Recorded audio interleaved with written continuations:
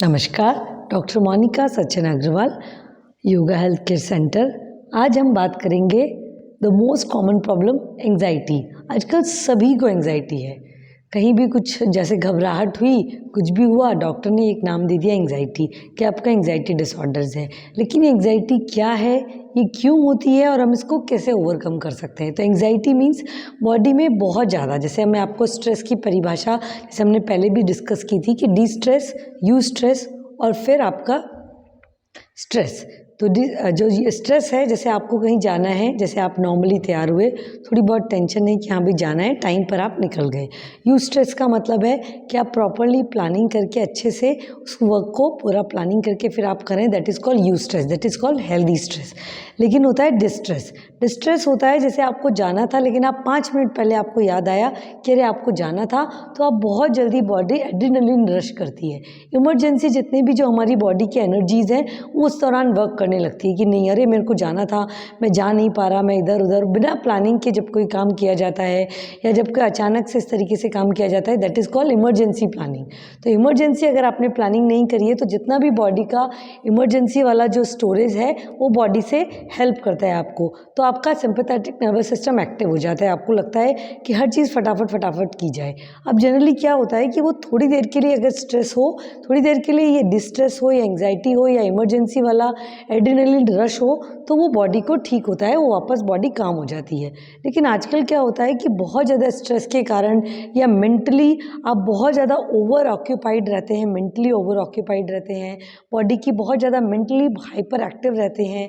साथ ही साथ बॉडी का अगर एयर एलिमेंट बहुत ज़्यादा बड़ा है, बहुत ज़्यादा इरेटिक आपकी लाइफस्टाइल है, कोई फिजिकल मूवमेंट नहीं है और आप लेट सो रहे हैं, लेट उठ रहे हैं, कहीं कोई कोऑर्डिनेशन नहीं है, तो आपका क्या होगा, बॉडी का जो डिफेंस मैकेनिज्म है, ये जो हमारा इमरजेंसी हार्मोन वाला, ये एक्टिव हो जाता है।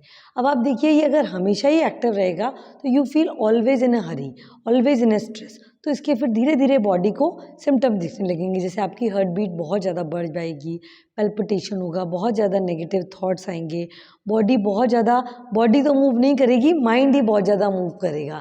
बहुत ज़्यादा इमेजिनेशंस हो जाती हैं उसमें, कई बार हमारी बॉडी में फील होती है, कई बार सिचुएशनल फील होती हैं, तो आपको बहुत सारी इस तरीके से इल्यूशंस होने लगते हैं। तो जो आपकी बॉडी में नहीं भी हो रहे हैं वो आप उसे फील करने लगते हैं इतनी सारी चीज़ों से। तो उससे क्या होता है कि बॉडी ऑटोमेटिकली और स्ट्रेस में आ जाती है, फिर और उसको बॉडी इमरजेंसी हार्मोन सिक्रीट करती है, उससे धीरे धीरे बॉडी का धीरे धीरे डीजनरेशन जल्दी चालू हो जाता है।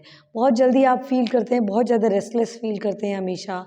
एंग्जाइटी में बहुत ज़्यादा आपका बीपी भी कभी लो कभी हाई, कभी आपकी हार्ट रेट भी कभी लो कभी हाई रेगुलर हो जाती है। साथ ही साथ बॉडी एक होने लगता है।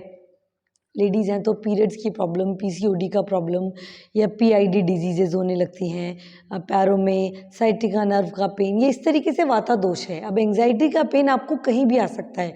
It can be in your heart, it can be in your brain और it can be in any part of your body. तो इससे हम कैसे बच सकते हैं?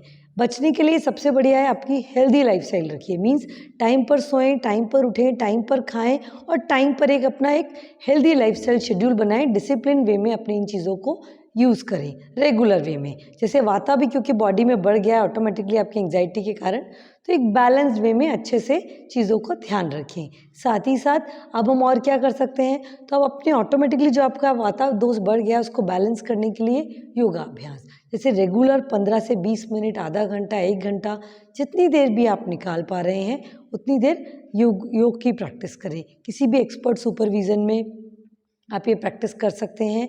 साथ ही साथ जैसे उसमें बहुत रिलैक्सिंग, बहुत ज़्यादा पावर योगा नहीं, रिलैक्सिंग योगा, जैसे स्ट्रेचिंग कर लिया आपने, आसन करे तो उनमें अच्छे से होल्ड किया, फिर ब्रीदिंग प्रैक्टिस, जैसे लेफ्ट नोस्ट्रल ब्रीदिंग किया आपने, शवासन मेडिटेशन, पंचतत्व बैलेंस मेडिटेशन, कुछ हमारे जैसे थॉट्स का मेडिटेशन किया आपने, तो automatically you feel more balance और मोर काम। तो ऑटोमेटिकली धीरे धीरे जैसे भी कोई अगर परिस्थिति भी होगी तो आप रिलैक्स रहेंगे, काम रहेंगे उस परिस्थिति में। तो इसके बारे में एक मेडिटेशन का लिंक हमने भी शेयर किया है नीचे, आप उसे चेक कर सकते हैं।